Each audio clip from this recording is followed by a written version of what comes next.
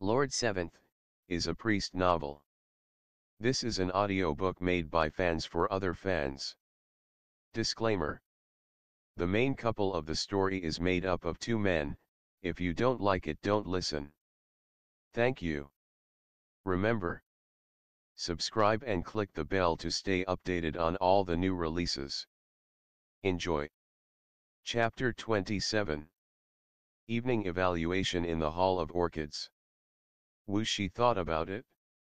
Your meaning is, that this sort of alliance is just a sham, not genuine, and not long-lasting. Inwardly praising the child for being teachable, Jing-Chi brought out a fan from who knows where and struck Wuxia hard on the shoulder with a whap. Wuxia knew that his hand strength wasn't that great and the strike wouldn't hurt, so he didn't dodge it, accepting the abuse. "I said wrong," he asked patiently afterwards. "You said the main point," Jing-Chi lamented, shaking his head. "An alliance like this requires instability. There's a saying that goes, husband and wife are birds of the same forest at first, only to fly their separate ways when disaster comes, not to mention a short-lived predestined marriage like this." Wuxia frowned, and Jing-Chi coughed lightly. Knowing that this was the kid's expression of disapproval, he thus gently took the lid off the matter. "It's just a metaphor, that's all." As expected, Wuxia then asked him in earnest, "Husbands and wives will be together for a lifetime. Why does it go birds of the same forest, then still say something as unpleasant as fly their separate ways?" He was disinclined to bicker about these trifling issues, waving him off. "It's just something I said, it doesn't have that meaning to it. Take it as wind past your ears." Wuxia furrowed his brow. He wasn't sure why, but he was a bit unhappy because of the other's offhand attitude. As he was still preoccupied with the topic Jing-Chi was just on, however, he consequently pushed it down for now, deigning to communicate this issue with him later on.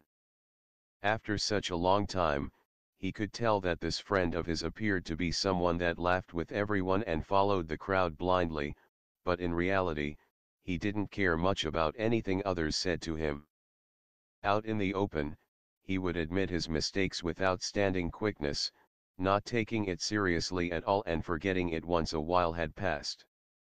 Jing-Chi rubbed his nose disgracefully, hurriedly pulling the highly irrelevant subject back. "As you've said just now as well, currying favor is out of the question, and so is being kindred spirits. The alliance is just a treaty for collaborating on when to advance or retreat, but the agreement isn't a sturdy rope. If anyone turns traitor, there's no way to control that." Wuxia was frowning again. The great Qing's people are truly intolerable, to make a pact yet betray it. They really aren't afraid of getting fat from eating their own words. Your alliance cannot be where you can only share debauchery, not joys and tribulations, he heard the other proceed.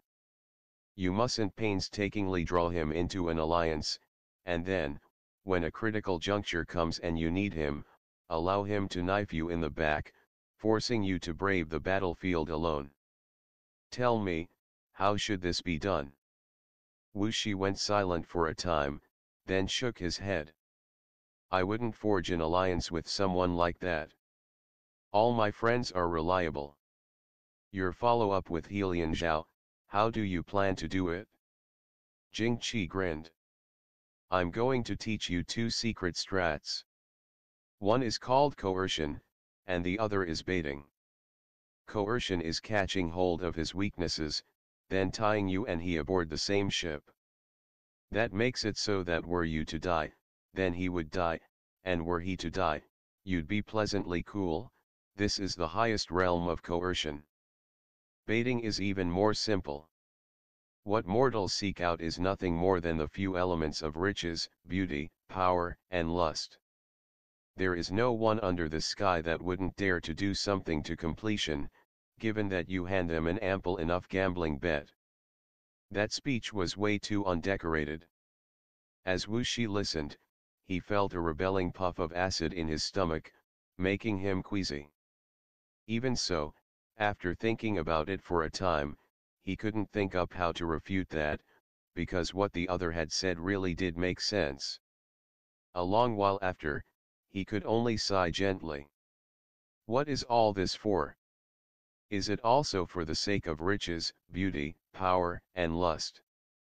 If it was for that purpose, then I wouldn't have told you all this, as that would be excessive. The entire realm belongs to the emperor, and doesn't he just eat whatever alone, and sleep wherever alone? Not seeing him in the middle of the night has the whole capital rolling over to sleep, too. Jing-Chi's smile was slightly airy. Habitually narrowing his eyes, he sighed, then stood up, stretching out his back. It's only for the sake of being able to keep living. Wuxia went quiet. Right at that point in time, Ping An came in and presented a gift list to Jing-Chi. Take a look, Master. Are there any points of lacking in the marriage gifts for His Highness the Crown Prince? From the moment the decree came down to the beginning of preparations by the Ministry of Rights Repository of Internal Affairs, spring had passed and autumn had come by the time the auspicious hour arrived. The time squandering was about done, and the great day was coming soon before the eyes. Jing-Chi accepted it, gave it a glance over, then estimated them to be within bounds, nodding.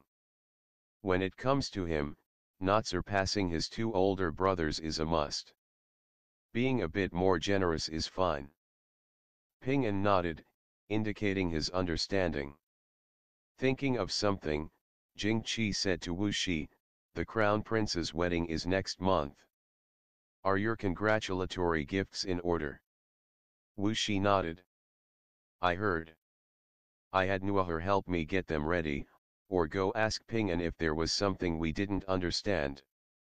Jing-Chi nodded back.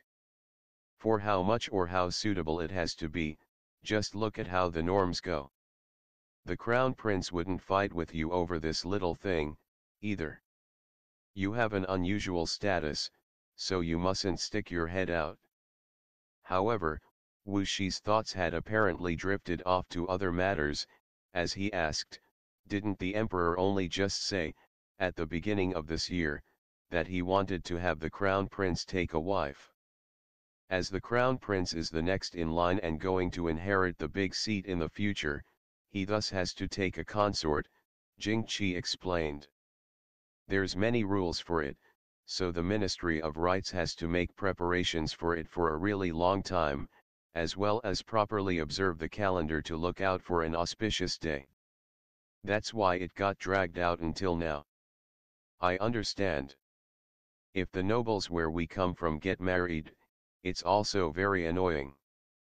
But, Wuxia knitted his brow. What about Miss Su? Jing-Chi blinked, not grasping the meaning his words had. Huh? What about her? Wuxia immediately realized that talking to this guy was pretty much like being a chicken talking to a duck, so he made an explicit denouncement. The Crown Prince was so nice to Miss Su before, but now he wants to marry a different lady. That would be fine, but why has he frequently gone to see Miss Su for this half year? Finishing that, the youth frowned. He is wrong to be like this. Then go say that to him yourself, Jing-Chi replied powerlessly. Wuxia peered at him criticizingly. Are you also that way?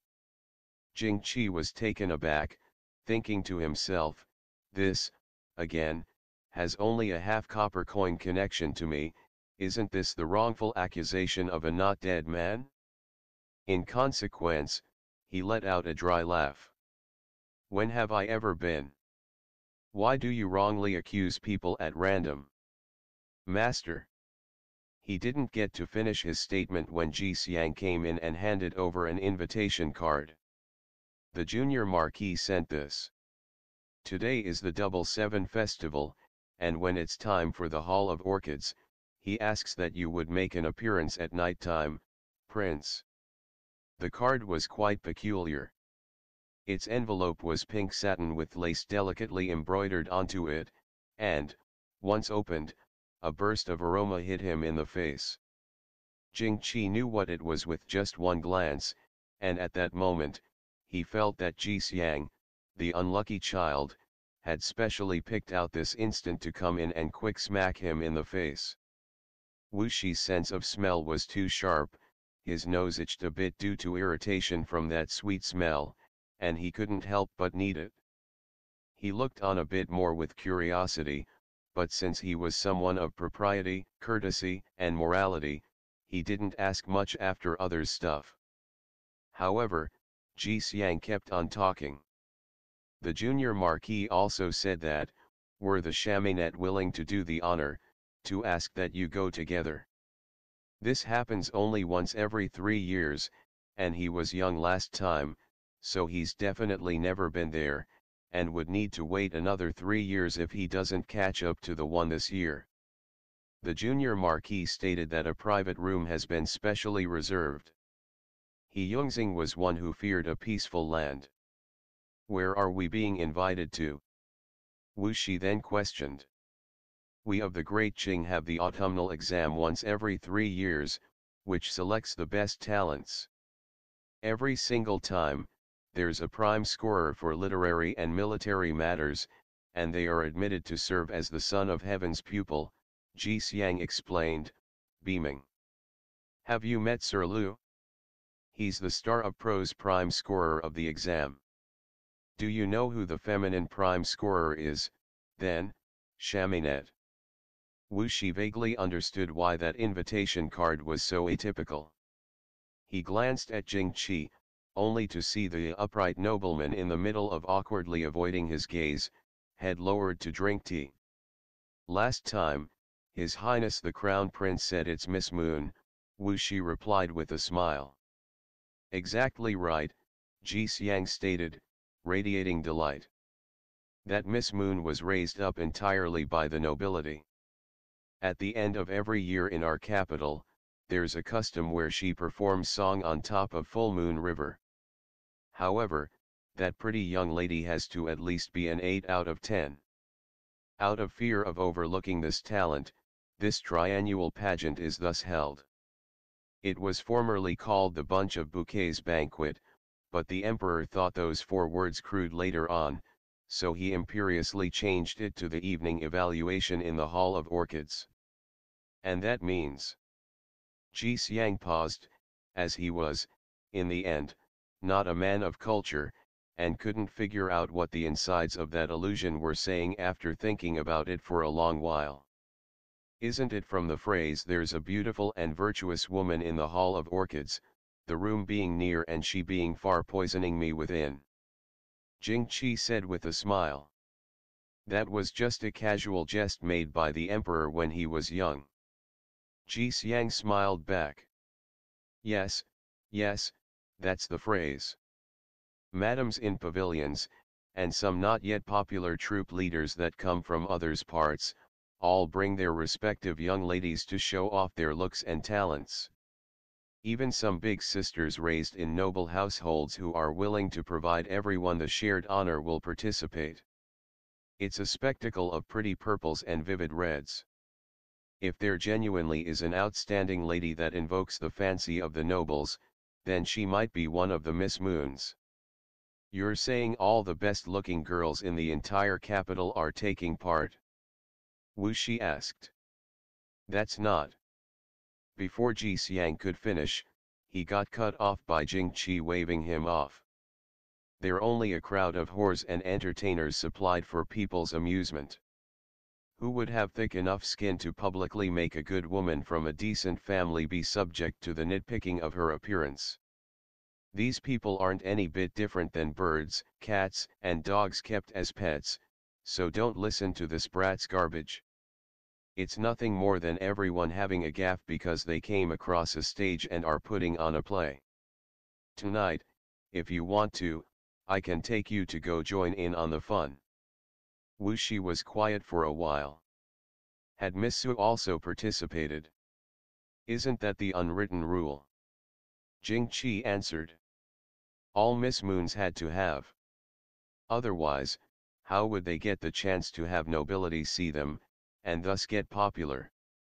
He scanned Wuxia with a plastered-on smile.